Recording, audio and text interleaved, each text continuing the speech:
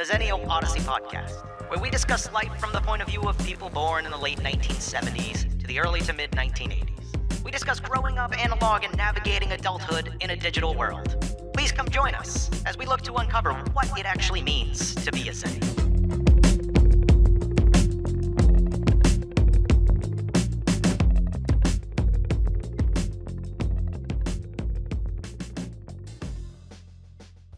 It has been a shitload long time.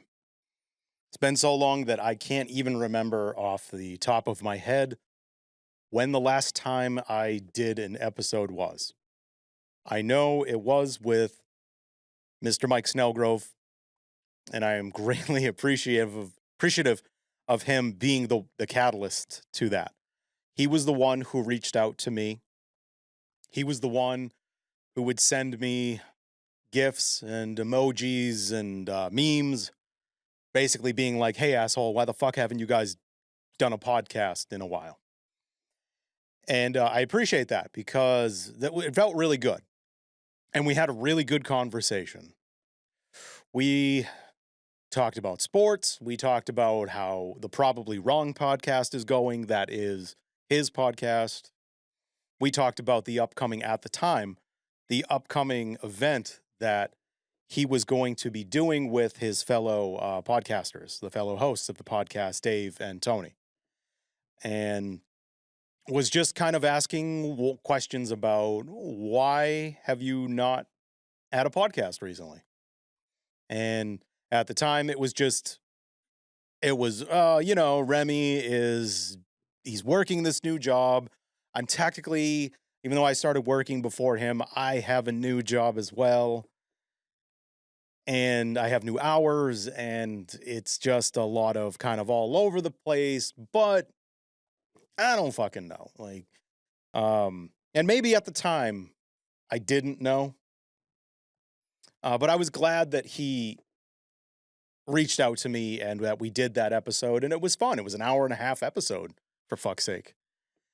Obviously, I haven't done anything since then, if you've been paying attention. So if you have been paying attention, obviously, it's just there's been nothing since then. And for lack of a better way of putting it, it's just it's the lack of motivation. It is the work-life balance and how the dynamics have changed for me. It is the fact that, I've lost my sidekick, to be honest. Not that he says he doesn't want to do it anymore. He does. It's just, he works a schedule that is a little different than my schedule, and it's hard for us to get the time to meet up. What compounds that for him, that Remy has shared with me, is he also still takes care of his mom. And that is a full-time job at times in and of itself. So I understand that. And he wants weekends off for multiple reasons beyond just coming on with lovely old me and doing a podcast, but also for kind of work-life balance and hanging out with me away from doing this stuff, but also hanging out with people like when we had our good friend who was sitting here, Jamie Stewart on. And not just the hot, not just the hate ones, winging it episode, but also the episode that we did where we talked about him and his life and his road to faith and recovery. So I figured I would come on and just give an update of what I've been doing, which, by the way, has not been a lot. But in general, just that I have wanted to do episodes, but I've had a really hard time finding the motivation to do them. If we're talking about motivation like Zennial related things, people my age, if we're talking about just motivation as far as content, if we're talking about motivation just driving your ass to where I record and where this takes place, name it. These last 7-8 months have been really rough, just from a motivation standpoint, and not just a motivation for this. Motivation for things in my life, things that I found enjoyable. I mean, from a pathological standpoint, if you want to call that depression, so be it. If you want to call it a malaise, so be it. It's all of the above, in my opinion. Um, but that being said, something happened about a month ago. And there were little trickles of things that also happened around the same time that really started to motivate me to want to come back and to do this again and to share my thoughts and my feelings with people who may find this wherever. If you find it on YouTube, Spotify, Apple Music, I hope. I still have never figured that out. There was a problem with usernames and stuff that I won't get into. It's out there in other places, though. Sorry if you only listen on Apple, if there's an issue with that. But I did want to come on and talk about those things that have motivated me, those things that I have been paying attention to, because not going to lie here, just because I haven't done Zennial content doesn't mean I haven't been focused on what has been going on in the world of us, if that be it on social media or just in general. And so that's what I figured I'd do. I did attempt rather terribly to do an episode after Mike Snellgrove came on.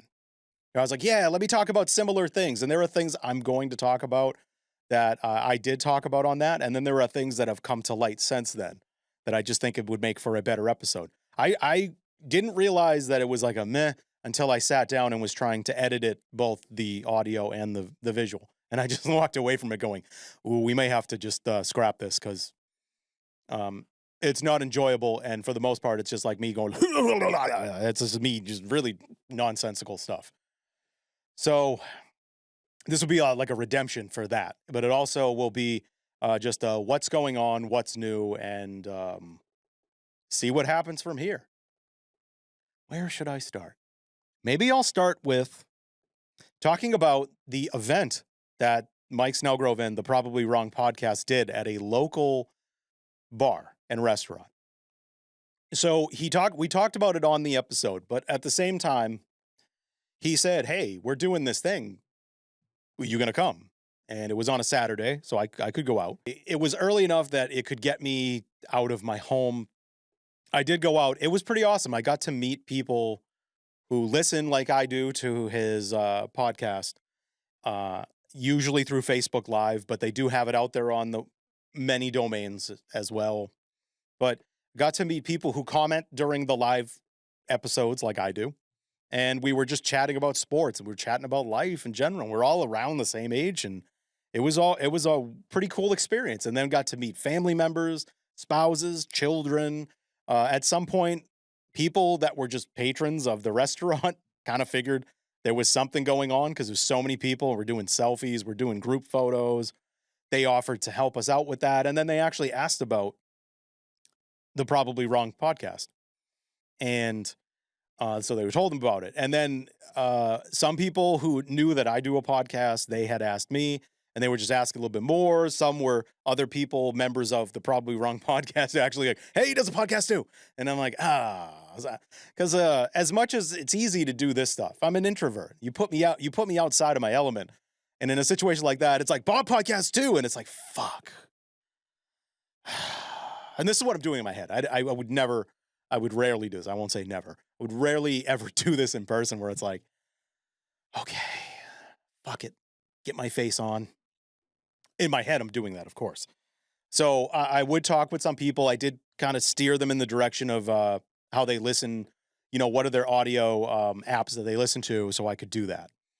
And my walk away from that was that hope maybe if I'm lucky, got some more fans who would then be like, you have a lot of content and we really like it. Where the fuck has it been? It stopped at sometime around September, minus Mike Snellgrove coming on. And that kind of leads me into where we're at here. I have always felt that I can do standalone episodes by myself, but I also have always kind of operated, whether it's speaking to me being an introvert or whether it's just speaking to who I am as a person, that I never feel like I could carry this by myself for extended periods of time. And really the takeaway I got from talking with Remy was that this would probably be something I'd be carrying for a while, so to speak. And so that alone just made me go like, ugh. And that helped take away motivation. And Remy and I still talk. We still talk, whether it's through Facebook if he posts his nonsensical stuff. And for anybody, if you are not friends with him, please become friends with him. He does not post as much as he used to, but when he does, it is gloriously golden. Everybody should just get some semblance of what it's like to live in that mind for a little bit. It's a scary, sexually arousing, and lovely place to live. Those would probably be Remy's words, not mine. I figure someone has to keep the essence going. But on top of that, yeah, I started a new job. And for many, many months, that new job was to me. I'm trying to navigate it. It involves different hours for me. I now work from 11 a.m. to 7 p.m. In the wintertime, especially, that was pretty fucking rough. You know, you're staring out your office window when I am in my office doing work, and you're just seeing the sun go down and then looking at a clock and going, oh, fuck, I have 3 more hours to go. Driving home in pitch black. And it's an adjustment. I'm not saying that's good or bad. It's just, it was a fucking adjustment for me. I'm very happy that we're in the summertime now, because having the sun out when I go home is a lot better than just driving in like pitch black darkness, and you get home and you just really want to crawl into a ball. It's almost like, on top of the seasonal depression that I do experience from time to time, I had this element going on. And so I think I've gotten that pretty squared away. I've gotten that one down. But I've also been navigating just the changes in the field that I work in. I work in human services. That's like a catch-all umbrella for saying that I work with people. Specifically, I work with people with disabilities, or I work with people who have brain injuries, or I work with people with severe mental illness. I work with people who can't independently care for themselves, and they just need a little help with that. And that help looks like a lot of different things. And I had taken a step away before this job. I had taken a step away from doing the work like I was doing, where there was more direct FaceTime with people. And I have to tell you, whether it's just the organization I work for, or is just I needed a break from it, it is wonderful. It's wonderful because you work with people regardless of ability. You work with people who have thoughts and feelings and desires and dreams and aspirations. And so that's my long-winded way of saying that they're like you and me. They just need a little help getting to where they want to get to meeting the dreams that they have and the desires they have. Their path to what we all want or achieve is different. And that's been really awesome. I'm a part of a team, and I won't go into too many specifics for confidentiality reasons, but inside of my job, I'm a part of a team where it is people who work for the organization, and it is people who are provided services by the organization. And the team is really there to kind of take a look at what do the staff need that work with them. And we all sit kind of almost literally sometimes round table, and we talk about ways that we can help support the staff that support the individual served. And we just did this lovely like party, and it was completely the idea of the individuals that we serve. And we were just there. People like me were there as a conduit. We were just there as this is how we're going to help you do this thing you want to do. And it happened a couple weeks ago. It was fucking awesome.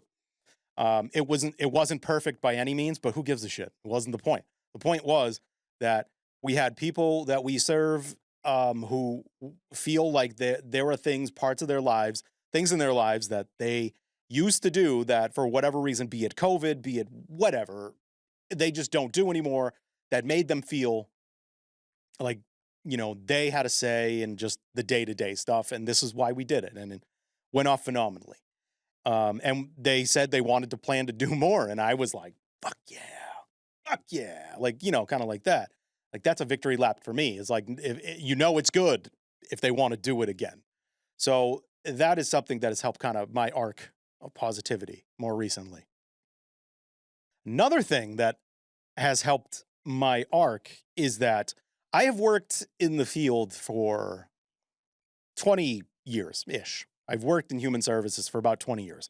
I've worked with teenagers, I've worked with children, I've worked in after school programs, I've worked in alternative school programs, I've worked in public school programs, I've worked in residential settings, I have worked in different roles at different organizations. I've been a trainer where my job has just been to train staff in multiple things, and I have a lot of experience, and I've had the pleasure of meeting a lot of people. And recently, one of those individuals I worked with a long, long time ago found me on Facebook, and ethically, I did friend them. They sent me a private message. Just they stated their case. They were very articulate, and they said they just I helped them in their life, and they just wanted to pay it forward, let me know that they were doing well, and to stay in contact and let me know that they missed me and other people we worked with. And so that was great. I've actually had a couple conversations with this one person, and they go out of their way to let me know just how well they're doing, and the fact that they say that I'm a part of that, it's pretty. To say it is a humbling feeling is an understatement. It is beyond humbling. There are many times in my career where I sat there and I would say to myself, "Am I even making a difference?" And what is the point? And it's like when karma hears that, and karma decides to have one of them contact you on Facebook, or to have one of them when I would work in one of the group homes I worked in, one of them call you because we would give them the phone number to the staff line, and they could call in. And to have moments like that where someone you provided services to, especially someone if you worked with them for a long time, and to see the growth that they did, and to know that they still think about you and the way you help them, there are no words to describe how powerful that is and how humbling that is. And so if you've seen a theme that I'm talking about so far, that now I've gone on this little rant down this little rabbit hole, we're seeing a theme of like just things, and whether you want to call it the stars aligning, or whether you want to call it karma, or whatever you want to call it, but this swing of positivity that has been going on for me, where it is elements of my past professional life and my current life that have come together, and really kind of made me go, all right, yeah, what I'm doing is worth it. I'm doing things that are worth it. Now, to completely switch it up, I have never stopped focusing on the stuff that is going on, or the stuff people that are doing similar things to what I do have been doing to represent us. Most notably is Miss Sherry Dindle, the real Slim Sherry. And again, background story, I did do an episode where part of it was focused on Sherry Dindle. Sherry Dindle was someone who worked in the corporate world up until her 30s. I believe she said it was the early 2000s. She just on a whim quit her job. If you follow her and you haven't seen this reel, I would say please go look it up. If you don't know who she is, again, the real Slim Sherry, you can find her on Facebook, TikTok, all that good stuff. She posted, this was maybe a year and a half ago, she posted a photo that her spouse had taken of her when she quit her job. She said a very successful, lucrative, high-paying job that just left her feeling empty. And she wanted to share that because she has now become a very successful business person, an entrepreneur, who happens to talk about things Gen X and things that I can, and people of my age can relate to. Because even though we may not, we long for the being the Gen X, but we know we're not. But we do have shared experiences. Another reason I wanted to do something like this. But anyway, she wanted to talk about that photo because in that moment, and you can see it if you see the photo. I mean, she is like relieved, like a weight is off her shoulders, but she is fucking terrified. Like, she left a job, she had a home, she had children, she had a family, and you can see all of that playing out on her face. And my only thing, and if she talked about it in this video, I wholeheartedly apologize. A movie way before I was even a thought. It reminded me of the ending to The Graduate. Dustin Hoffman steals the love of his life, who, he was sleeping with her mom. you have to see it if you haven't. Great soundtrack. Simon and Garfunkel are basically the soundtrack. But anyway, he steals her away, and they're just so exhilarated, and they're on a bus. She's in a wedding dress, and it's all fucking great. And then you could just see as it goes on and on over the seconds and the minutes that you can just see that, like, oh, reality is setting in. Oh, we may have fucked things up for our lives. I was going to say with that, fade to black. Great ending, by the way. And then it goes right into Simon and Garfunkel's The Sound of Silence. Ugh. Chef's kiss. Chef's kiss that. That was what the look that she had reminded me of. And that was a look on Sherry Dindal's face. I bring that up because this is what she has done. She has partnered with other people of similar age who also had similar TikTok and Reel channels and Facebook things. The Long Island mom, I think. She's good. I love her. Dad bod veteran. Awesome guy from the Carolinas. When he does videos where he's mocking people, he puts on a British accent. If you've never seen him, he's awesome. He's a wonderful content creator. There's another gentleman. He is from Florida. And the four of them combined to make a superpower. And that superpower decided to take their shows on the road. And they started in Nashville, I believe. And what they did is they said, hey, we're going to come in. We're going to basically tell this hotel, we want to save a bunch of rooms. We want to rent out. They rented out, and it was either an arcade or an adult arcade, which is something I can talk about later, which is just something I'm very, very happy making a comeback and doing something for dear old us. But anyway, they did this, and they really wanted to make it feel like something to really build up the nostalgia for people of a certain age. They didn't know if it was going to be successful. They didn't know how many people would come. And I think their first one they did, and they really put the premise out there that if this is successful, we'll keep doing it. And if not, okay. We gave it a shot. We tried. Well, it was a success. And what they've been posting recently together, they still do their solo content, but they're doing a lot of collaborating together. And I believe the next one was, they might have gone back to Tennessee, they might have gone to Indiana, but they're taking it on the road. So that is awesome that they're doing stuff like that. They're going to cities. And I believe now they're just asking people kind of, hey, where should we go next? And they're getting the feedback, and that's what they're deciding on it. I know that for business purposes, a couple years ago, Sherry Dindal did a cruise. So her business is lucrative enough where she can go on a cruise. And if you're watching the video, I'm bringing this up because I want to give it the right. Credit. I want to give her the right credit because. But anyway, she a couple years ago she did a cruise where the whole point of the cruise was, let's all meet up. We're all of similar ages. We're gonna have a great time, and you can sell my products. You can buy my products. My products are great. The reason I'm bringing that up is because around the 4th of July weekend, so it was during the week, but this is pretty awesome for her. And I want to give her flowers for this because I think this is great considering how she started to really get famous and go viral was basically talking about being Gen X and, all the childhood trauma experienced and just what it's like to grow up with Gen X, baby boomer parents. But anyway, I believe it was possibly on the 4th of July on a Friday. She was invited onto Good Morning America to pitch some of her products. If you're wondering, and I can put ads on it later in post-production, I can put things up to kind of steer you in that direction. The Wholesome Hippie. Her business is called The Wholesome Hippie. She does a lot of holistic and all natural things for like cosmetics and other things and wellness and well-being. But anyway, watching those things, I am someone who watched a lot of those things, and it motivating and inspiring. And to see the humility that she speaks to in that is a wonderful thing. It really is.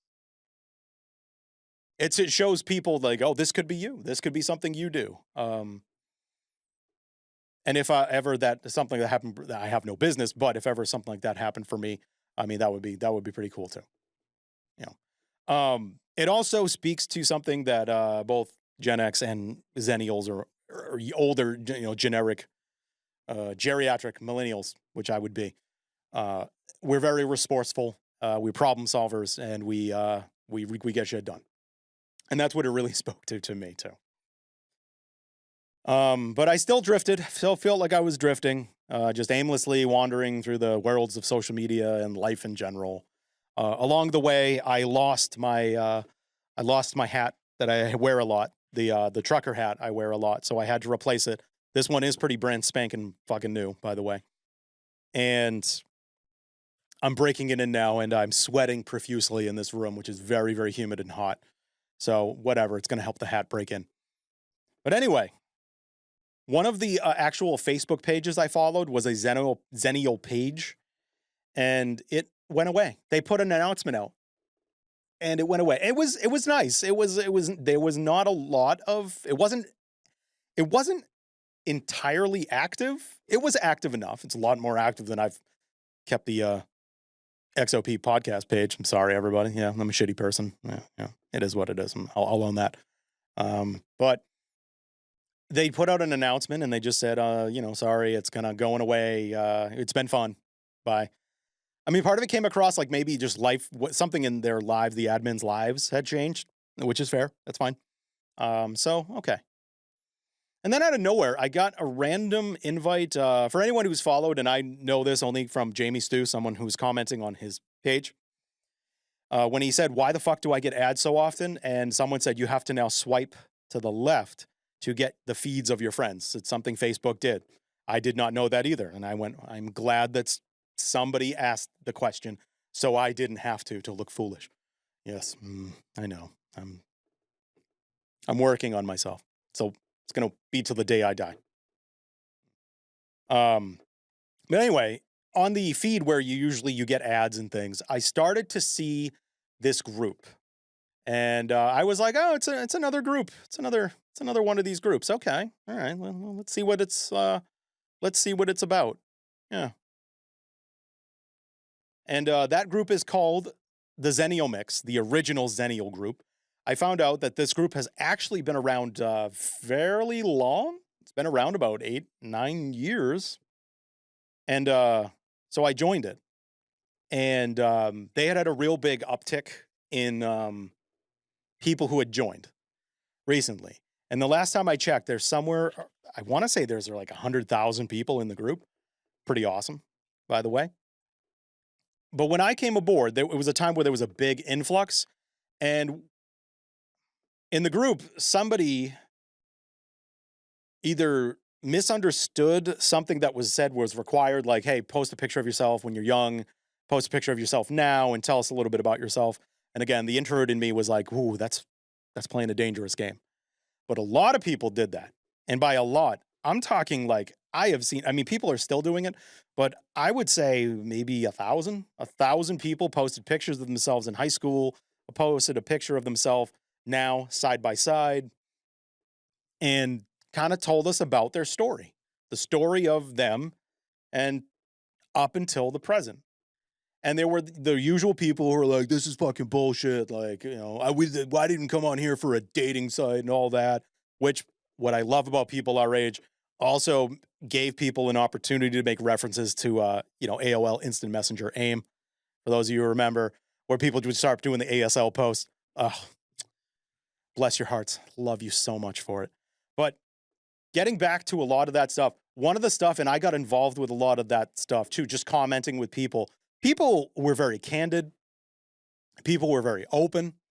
People had stories of love and heartbreak for not just like romance. I'm talking like heartbreak of life, living life.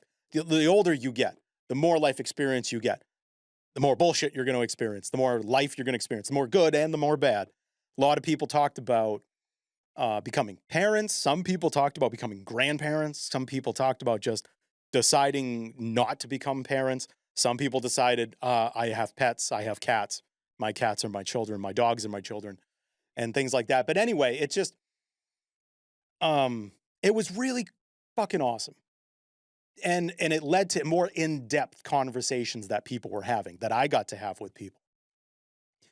We had conversations, a lot of us, or people were just posting about it.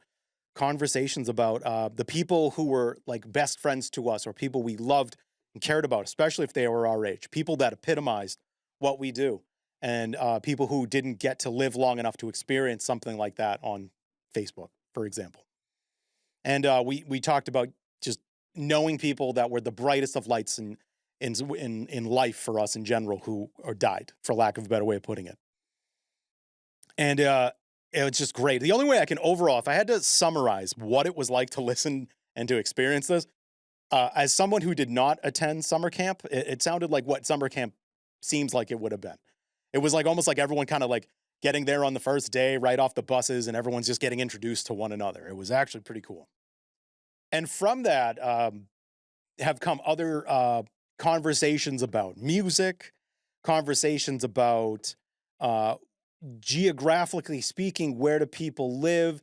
And one of the things that I've found that is awesome, it's one of the reasons I started this podcast way back when, was because I wanted to see if people from other parts of the world, because there are people international to the US that are a part of this group, I wanted to just see, how many experiences that we have or shared are very similar depending on what our age is.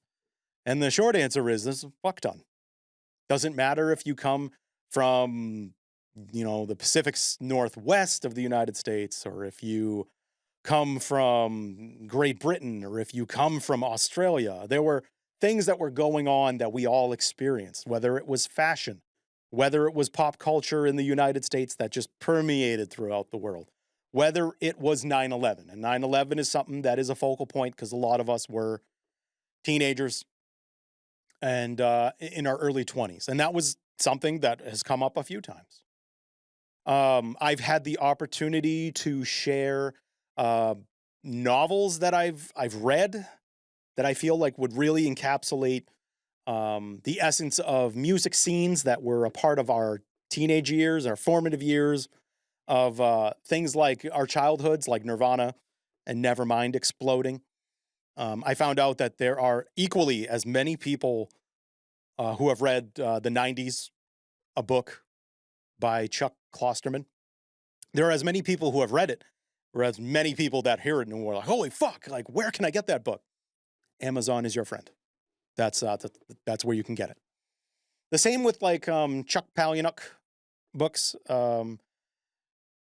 Same with relating to the adaptations of his books, like Fight Club or Choke. And just leading down rabbit holes of positivity for people to make connections and really just remind me that when there are times where you feel alone or you feel like your experiences are unique, and I don't mean it in the sense of like, it's my life. I know it's a shitty example, but like I'm in the spotlight of the show that is about my life. I mean it just in the sense of like, connecting with people, like what connections can be made with people my age, and are they the same no matter where they were, and how much of those were the same. And turns out there are more than I thought of, and also things in ways that I did not think about. Now, if you're asking yourself this, because I assume that there are people who may watch or listen to this who may ask this, do I plug this podcast in groups like that? And my answer is no. And one of the reasons is because I'm not on there as Bobby Rocks, the caricature that I feel like that saying I'm Bobby Rocks is. I'm on there as myself. And I feel like it's just shameless to plug it like that. And it goes against what is kind of going on in that group. If one of them, because some of them asked for friend requests, and I did friend request them, and they whatever they do for work, they travel the world and they share those pictures with all of us. And I can't thank them enough at how jealous I am that they get to do that.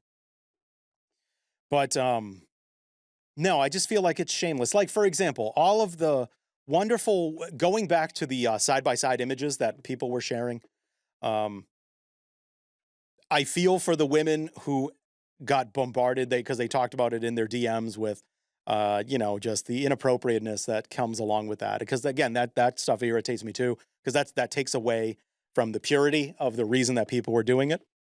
I came to find out that someone I know in real life, who I am also friends with on Facebook, was also a member of that group because they actually sent me a message and they were like, I was fighting it for a long time. I didn't want to post like a before and after current picture, but they were like, but I think I'm going to do it. And they posted me this picture that was fairly recent of them wearing it's a lady and wearing a tuxedo shirt with a fake mustache. And then they had a mustache drawn on their finger and they were doing that. And I said, that's fucking badass. Like, you absolutely should do that.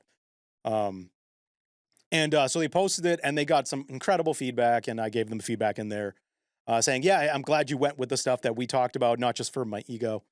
They know me well enough to know that that's just me fucking around. Like I fuck around. I actually am someone who's self-deprecating and don't have a large ego like that. And if I do, it's just really just like a defense mechanism to kind of be like, oh, I'm feeling awkward now. I might as well do this to keep people at bay. It's weird and it's sad. I know it just is what it is. But anyway, I said, hey, thanks for the feed. Like knowing that you can reach out to me, trust me with that feedback, and we could go from there. And that's pretty cool. And that was another thing, is just seeing people that I knew from my life growing up that were also in the group. And I'm like, oh, son of a fucking bitch. Look at that. Look at that. That we really aren't alone. And we all just are looking for a place to connect. And don't worry, I'm going to put up like images for some stuff. I might even put up,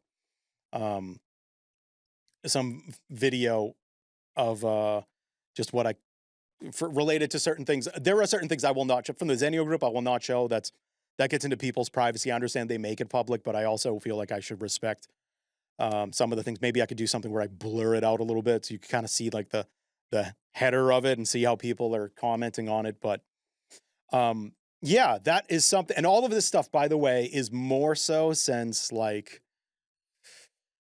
I don't know, March, Aprilness. And a lot of the stuff really kind of got my creative juices not flowing, because they are not flowing. But it got me kind of thinking about, why the fuck did I stop doing the podcast? And yeah, there's a lot of stuff going on around us that leads to stress and all that. Everyone's got stress in their lives, and that's not what I'm speaking to. I'm just more speaking to, like, I'm of an age where life got in the way, and there were things going on in life that got in the way. But I want to make people clear, and especially to some of the people who are my friends, because some of them probably got the hint that I just literally crawl into curl up and just rock myself to sleep on my couch or something like that. I don't. No, I don't. What I do is I just enjoy the fact that I can sit at home and that can be sanctuary. And just, I think as I've gotten older, I'm more comfortable with my own company, if that makes sense. That's something I've worked very hard at, that I'm happy with, by the way, as I've gotten older. There was a long time in my life where, as someone who felt very anxious and awkward at social get-togethers, I would go out just so I didn't have to sit with myself and be present with myself and to experience myself in that regard. And if you have ever been in that place and you know what I'm talking about, you know that that's a rough place to be at any time in your life. It doesn't matter. But if you're someone also is like me, who's gotten to the point where you can be good with it, or you can be happy with yourself enough, you can love yourself, for lack of a better way of putting it. It's wonderful, and it's good, and it's healthy, because the world around us, whether it's work, commuting to work, and if you live where I live, you know my pain. I'll say no more. But liking to be with yourself at the expense of other people, especially if people are doing things that just don't relate to you anymore. Because I am also someone, and this is a conversation I did have with my wife, where I was like, well, maybe you just, maybe if your friends are just, their interest and your interest don't align as much anymore, and maybe you should just get new friends. And it's like, like, middle-aged guy trying to find new friends? Fuck. For those of you who are like single and trying to date, I only imagine it's something that's comparative, not saying it's the same. Whew. Boy, did that give me fight or flight when she said that. I was like, clutch the pearls. Whatever do you mean? I feel like that has been enough to kind of catch everybody up. And I know usually when I do these check-ins, when I take sabbaticals, they're shorter episodes. So I'm glad that I could come on here and get some rambling out and be cathartic for myself at least, and kind of let you know what's going on. I put no guarantees on when the next one will be. Maybe I could do this more often, maybe not. It really just depends on my motivation. So we'll see. No guarantees about stuff. It's not going away, but it's just a matter of what is motivating me. And I think that's a good place to leave off. I appreciate everyone who checks up, whether reaching out to me or watching or commenting or however you do it. I do. I cannot put it into words beyond that, saying thank you so much. I am forever eternally grateful for it. And if you have anything that you want to or want me to talk about or would like to come on or anything, please, because I know, speaking to that cowardly introvert that is myself, I feel weird reaching out to people just to be like, hey, let's do this. Like I feel like a sleazy salesman. And until the next time, as always, take care.